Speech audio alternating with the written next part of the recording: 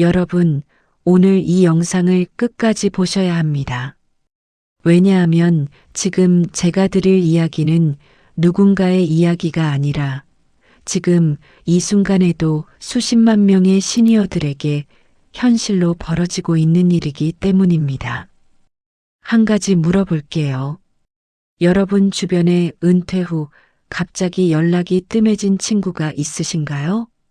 아니면 예전엔 그렇게 살갑던 자식이 요즘은 왠지 전화를 먼저 안 하는 것 같은 느낌 받아보신 적 있으신가요? 그게 기분 탓이 아닙니다. 그게 착각이 아닙니다. 그건 돈이 빠져나가는 순간 사람도 함께 빠져나가는 노후의 잔인한 법칙입니다. 저는 오늘 많은 분들이 듣기 싫어하실 이야기를 할 겁니다. 하지만 이걸 듣지 않으시면 5년 뒤, 10년 뒤 여러분은 이 영상을 떠올리며 후회하실 겁니다. 그때 그 말을 좀 더 귀담아 들을 거라고요. 돈이 없으면 노후에 어떤 일이 벌어지는가? 단순히 생활이 불편해지는 게 아닙니다. 밥을 못 먹게 되는 게 아닙니다. 인간으로서의 존엄이, 관계가, 자존심이, 그리고 사랑이라고 믿었던 것들이 하나씩 무너져 내립니다. 오늘 저는 그 5가지 비극을 하나하나 여러분 앞에 꺼내놓겠습니다. 준비되셨으면 지금 시작하겠습니다. 시작하기에 앞서 구독과 좋아요 부탁드립니다. 구독과 좋아요는 제가 매일 영상을 업로드할 수 있는 힘이 됩니다. 첫 번째 비극은 자식은 효도하는 게 아니라 계산합니다. 많은 부모님들이 이런 말씀을 하십니다. 우리 애는 달라. 우리 애는 그런 애가 아니야. 저도 압니다. 여러분 자식이 나쁜 아이가 아니라는 걸. 그런데 문제는 나쁜 사람이어서 변하는 게 아니라는 겁니다. 돈이 없어지면 아무리 착한 사람도 서서히 달라집니다. 그게 인간입니다. 경기도 수원에 사시는 박정남 씨 이야기를 들려드리겠습니다. 박 씨는 올해 72입니다. 30년 넘게 중소기업 영업부장으로 일하셨고 2 아들을 대학까지 보냈습니다. 큰아들은 서울에서 직장 다니고 작은 아들은 인천에서 자영업을 하고 있습니다. 은퇴할 때만 해도 퇴직금에 집 한 채, 그리고 아파트 전세 보증금까지 꽤 되는 돈이 있었습니다. 그때만 해도 명절마다 2 아들이 와서 밥 먹고 가고 생신 때도 케이크 들고 왔습니다. 그런데 3년 전 작은 아들 자영업이 어렵다며 전세 보증금을 빌려달라고 했습니다. 아버지, 저 이번에 좀 도와주시면 꼭 갚을게요. 3년 안에 갚겠습니다. 박 씨는 망설였지만 결국 빌려줬습니다. 8천만 원. 그리고 1년 뒤 큰아들이 집을 사야 한다고 또 손을 내밀었습니다. 아버지, 형도 받았는데 저도 조금만요. 5천만 원만요. 박 씨는 이번에도 줬습니다. 그렇게 노후 자금의 절반이 넘게 나갔습니다. 그리고 그 이후부터 전화가 줄었습니다. 명절에 한 번 오던 게 경련이 됐습니다. 생신날 작은 아들은 카카오톡으로 이모티콘 하나 보냈습니다. 작년 겨울 박 씨가 무릎 수술을 받으셨을 때 큰아들이 병원에 왔습니다. 그리고 딱 2시간 있다 갔습니다. 박 씨가 제게 그러셨습니다. 가면서 뭐라고 했는지 아세요? 아버지, 태어나시면 연락 주세요. 그 말 한마디 하고 갔어요. 자기 집이 거기서 차로 30분 거리인데 저는 그 말을 들으면서 가슴이 먹먹해졌습니다. 그런데 더 슬픈 건 박 씨 스스로도 그걸 어느 정도 알고 계셨다는 겁니다. 솔직히 알아요. 돈 다 줘버리고 나니까 달라진 거. 근데 그걸 인정하기 싫었던 거지. 여러분, 자식이 나빠서가 아닙니다. 자식도 자기 삶이 있습니다. 자기 가족이 있고 자기 걱정이 있습니다. 그런데 부모가 경제적으로 아무런 도움이 안 되는 존재가 돼버리는 순간 그 관계는 의무만 남게 됩니다. 의무는 의무입니다. 사랑이 아닙니다. 자식의 효도는 부모의 능력이 있을 때 가장 따뜻하게 느껴집니다. 이건 잔인하지만 진실입니다. 노후에 자식에게 존중받고 싶으시면 지금 당장 자기 돈을 지키셔야 합니다. 자식에게 퍼주는 것이 사랑이 아닙니다. 자기 노후를 지키는 것이 결국 자식과의 관계를 지키는 일입니다. 두 번째 비극은 평생 친구라고 믿었던 사람이 돈 앞에서 낯선 사람이 됩니다. 우리 우정은 달라. 우린 40년 지기야. 그 말 정말 그렇게 믿고 계신가요? 인천 남동구에 사시는 김순자 씨, 올해 66입니다. 김 씨는 고등학교 때부터 40년 넘게 알아온 친구 셋이 있었습니다. 4명이서 같은 동네 살면서 아이들 키우고 남편 이야기하고 늙어서도 같이 다니자고 약속했습니다. 그런데 남편이 갑자기 쓰러지시면서 상황이 달라졌습니다. 뇌경색이었습니다. 반신마비가 왔습니다. 요양원을 알아봐야 했고 생활비가 빠듯해졌습니다. 모임에 나가던 횟수가 줄었습니다. 이번엔 사정이 있어서 하며 빠지기 시작했습니다. 처음엔 친구들이 이해해줬습니다. 걱정도 해줬습니다. 그런데 6개월쯤 지나자 모임 단톡방에서 김 씨는 점점 소외되기 시작했습니다. 여행 계획이 올라오고 맛집 이야기가 올라오고 그런데 순자 너도 올 수 있어? 라는 말은 없었습니다. 어느 날 친구 중 한 명인 이명희 씨가 전화를 해왔습니다. 순자야, 우리 이번에 제주도 가려고. 1박 2일인데 너도 올 수 있어? 김 씨가 솔직하게 말했습니다. 명희야, 나 요즘 좀 빠듯해서. 여행 비용이 얼마야? 이명희 씨가 잠시 뜸을 들이더니 말했습니다. 한 60만 원 정도? 항공이랑 숙박이랑 해서. 김 씨가 나 이번엔 좀 어렵겠다 했더니 이명희 씨가 말했습니다. 그래, 알았어. 다음에 같이 가자. 그 다음에는 오지 않았습니다. 그 여행 이후로 모임이 3번 더 있었는데 김 씨는 한 번도 초대받지 못했습니다. 단톡방에는 여행 사진이 올라왔습니다. 셋이서 찍은 사진이. 김 씨가 제게 말씀하셨습니다. 그 사진 보는데 눈물이 나더라고요. 근데 더 무서웠던 건, 내가 없어도 되는 사람이 됐구나 하는 생각이 드는 거였어요. 여러분, 이 이야기가 특별한 이야기가 아닙니다. 지금 이 순간에도 전국 어딘가에서 똑같은 일이 벌어지고 있습니다. 모임에서 돈을 못 쓰는 사람은 조용히 밀려납니다. 드러내놓고 따돌리는 게 아닙니다. 그냥 자연스럽게 연락이 줄고 초대가 줄고 결국 관계가 희미해집니다. 나이 들수록 새로운 친구를 사귀기가 어렵습니다. 그러면 외로움이 옵니다. 외로움은 건강을 망칩니다. 연구에 따르면 노년의 만성 외로움은 하루 담배 15개비를 피우는 것과 맞먹는 건강 손상을 줍니다. 돈이 없으면 관계도 없습니다. 관계가 없으면 건강도 없습니다. 이게 노후의 연쇄 붕괴입니다. 3번째 비극은 아프면 가족이 달라집니다. 진심으로 달라집니다.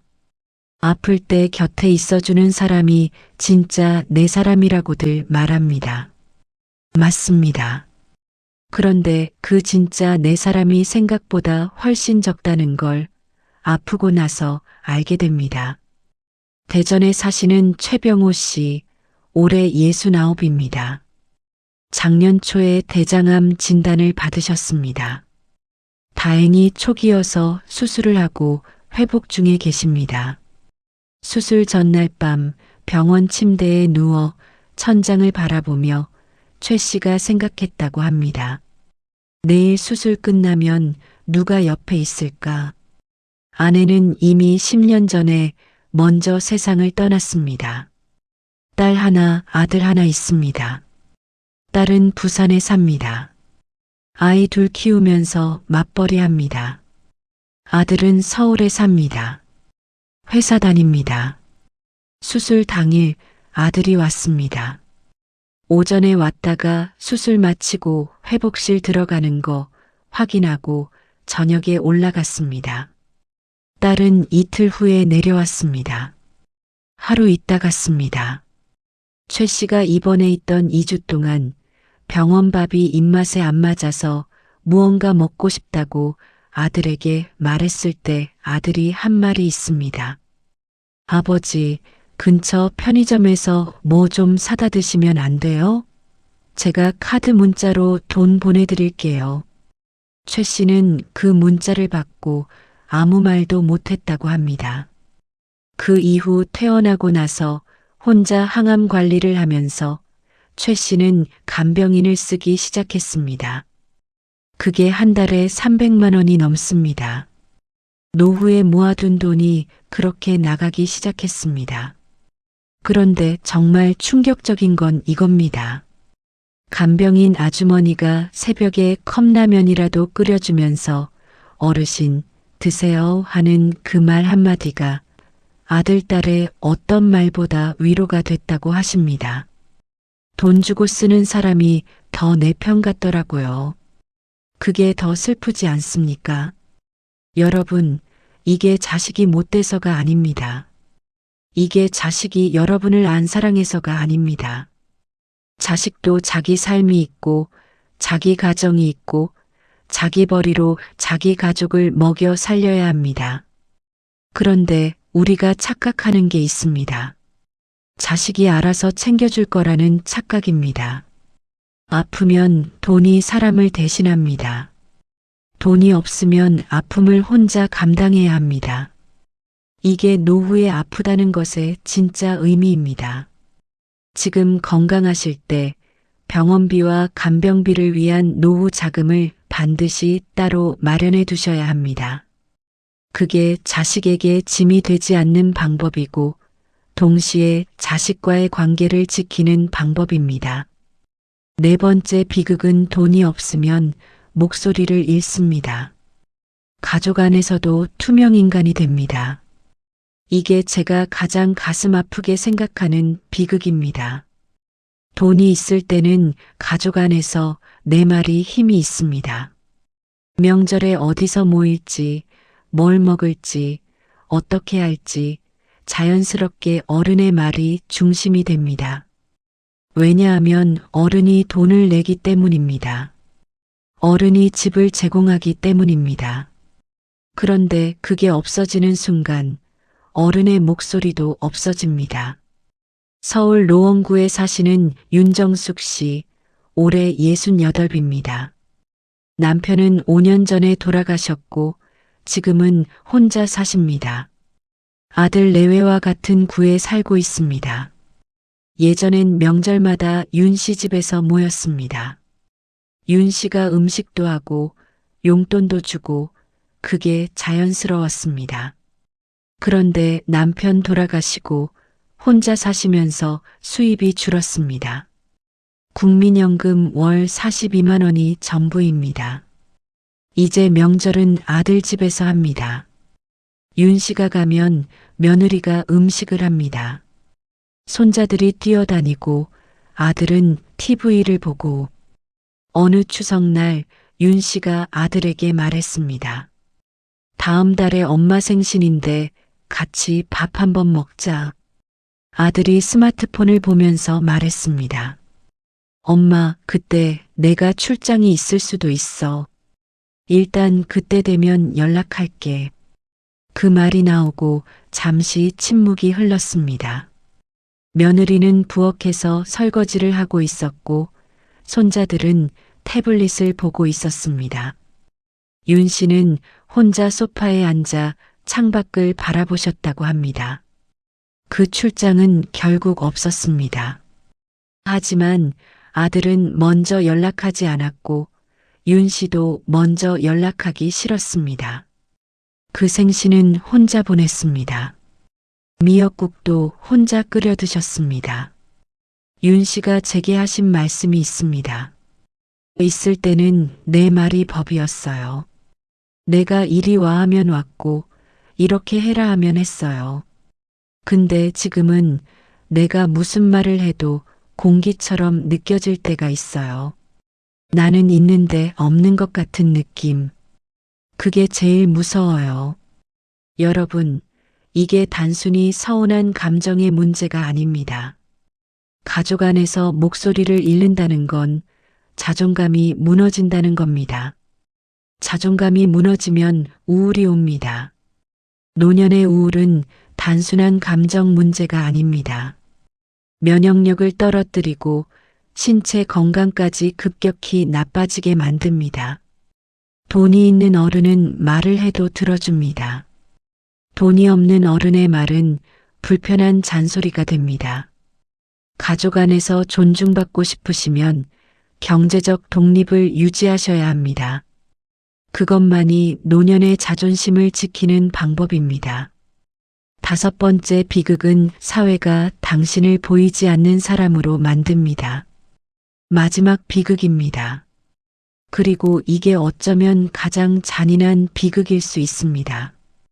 우리 사회는 가진 사람의 노인을 다르게 대합니다. 말하기 불편한 진실이지만 이건 사실입니다. 부유한 노인은 시니어 소비자, 액티브 시니어라고 부릅니다. 여행도 다니고 취미도 즐기고 배움도 계속하는 존재로 사회가 반겨줍니다. 그런데 가난한 노인은요? 사회의 짐이라는 시선을 받습니다. 복지 예산 이야기가 나올 때, 뉴스가 나올 때 우리 사회가 어떤 눈으로 가난한 노인을 바라보는지 여러분도 느끼실 겁니다. 경북 포항에 사시는 정혜봉 씨, 올해 74살입니다. 30년 동안 어선에서 일하셨습니다. 그 몸으로 일하셨습니다. 그런데 무릎이 망가지면서 더 이상 일을 못하게 되셨습니다. 기초생활수급자로 등록이 됐습니다. 정 씨가 동네 경로당에 처음 가셨을 때 거기서 먼저부터 다니시던 분들이 물어봤습니다. 어디 사세요? 뭐 하시던 분이세요? 그 질문들 사이에서 정 씨는 뭔가 달라진 시선을 느끼셨다고 합니다. 어느 날 경로당에서 조를 짜서 나들이를 가게 됐습니다. 버스 비용을 걷는데 정 씨가 저는 좀 어렵습니다라고 말씀하셨습니다. 그 순간 옆에 계시던 분이 뭐라고 했는지 아세요? 그래요?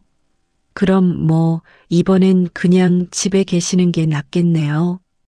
그렇게 말하고 그 사람은 돌아섰습니다. 나쁜 사람이어서가 아닙니다. 그냥 그게 자연스러운 반응이었던 겁니다. 돈이 없는 사람을 불편하게 여기는 것, 자연스럽게 밀어내는 것.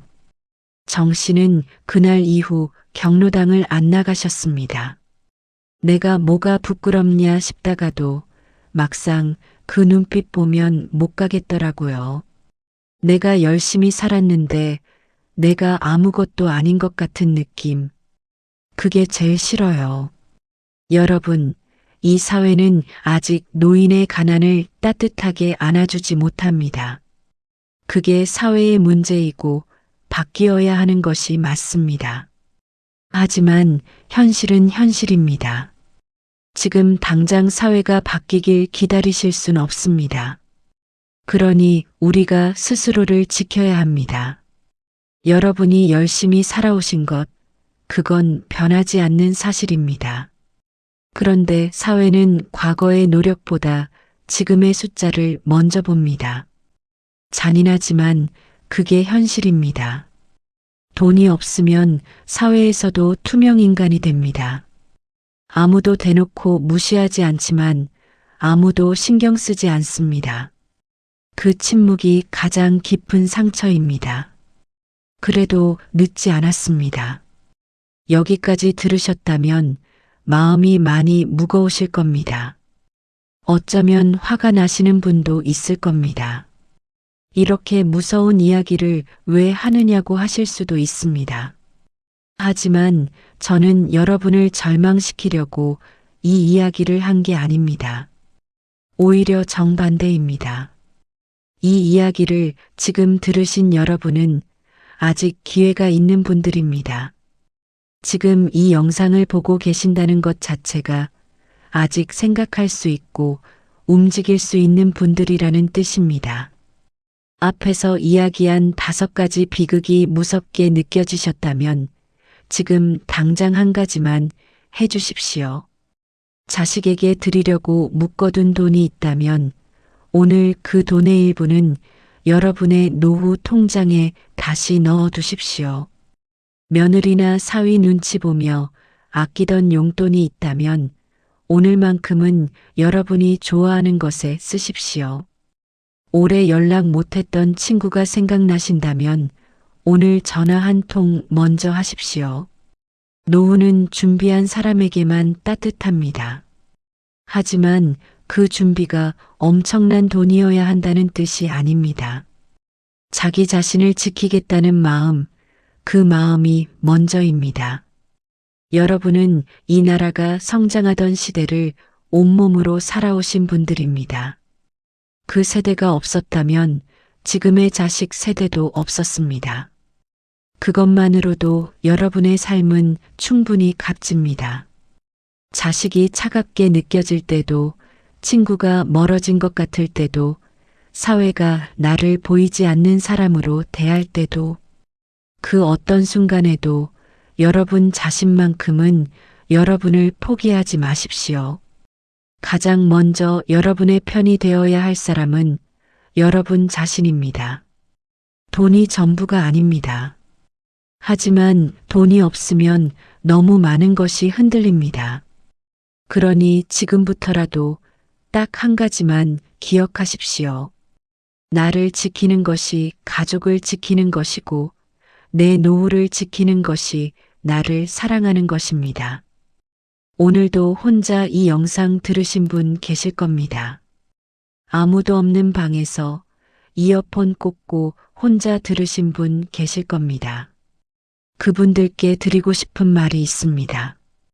당신이 지금 이렇게 고민하고 생각하고 듣고 있다는 것 자체가 아직 살아있다는 증거이고 아직 포기하지 않았다는 증거입니다. 그걸로 충분합니다. 오늘 하루도 수고 많으셨습니다. 이 영상이 도움이 되셨다면 구독과 좋아요, 댓글, 공유까지 부탁드립니다. 여러분의 댓글 한 줄이 저에게 큰 힘이 되고 같은 고민을 하는 또 다른 시니어 분께 이 영상이 닿을 수 있도록 공유도 꼭 눌러주시기 바랍니다. 다음 영상에서 뵙겠습니다. 감사합니다.